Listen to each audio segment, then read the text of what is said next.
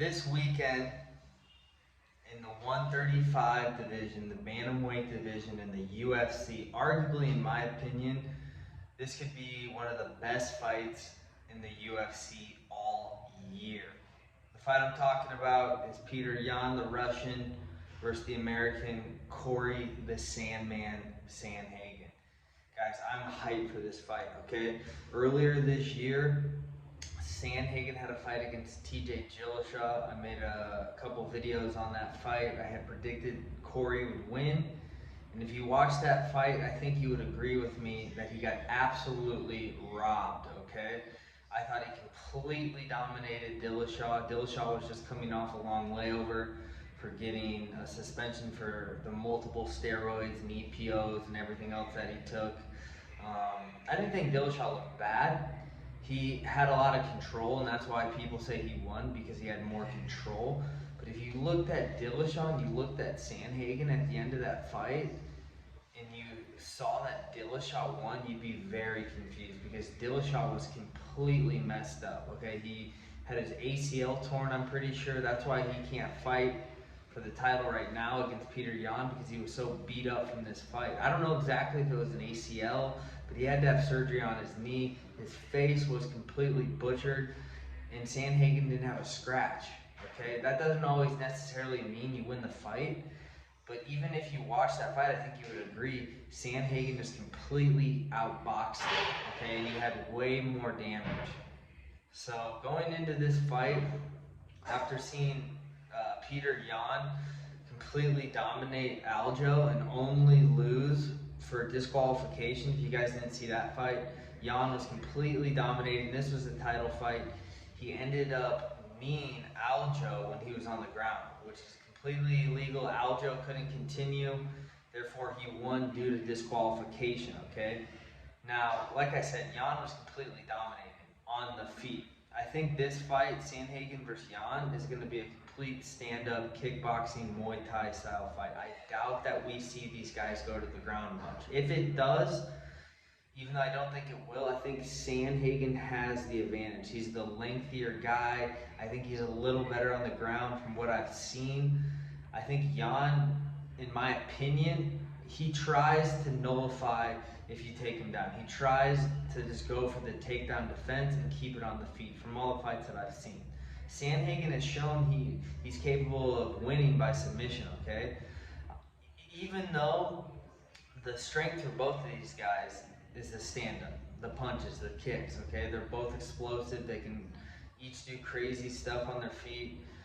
I don't know exactly if this fight gets stopped by knockout, but if you look at the odds, Jan is the minus 250 favorite, okay? And Sandhagen is a plus 185. Guys, I'm going with Sandhagen here. I'll tell you why.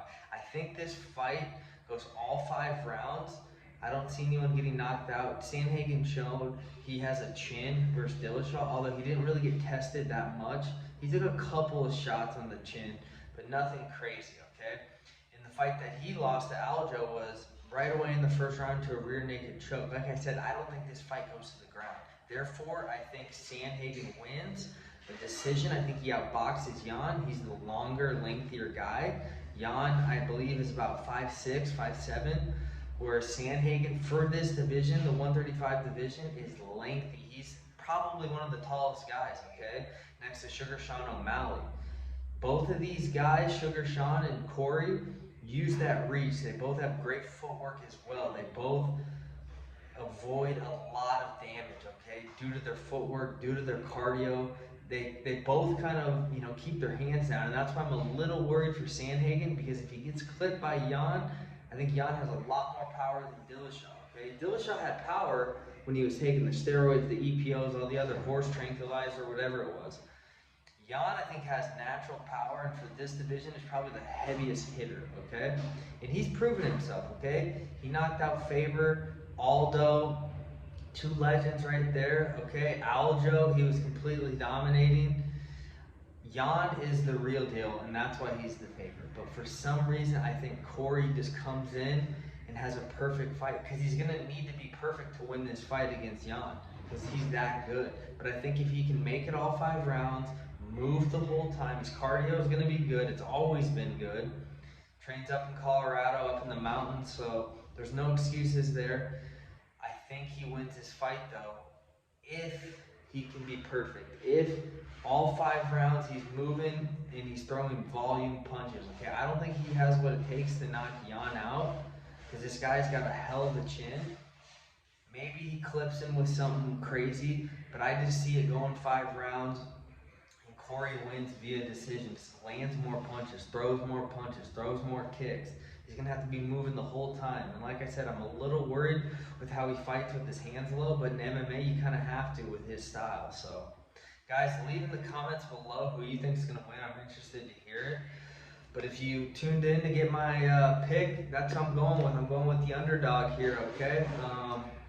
If you want to even parlay it, I don't suggest you do it. Maybe throw Hazmat on it. I think I said that right. He was the guy this summer in Fight Island that fought like 3 times in a row in like a month. So he's a minus 600, but I'm going with Sandhagen here. That's my pick for this card.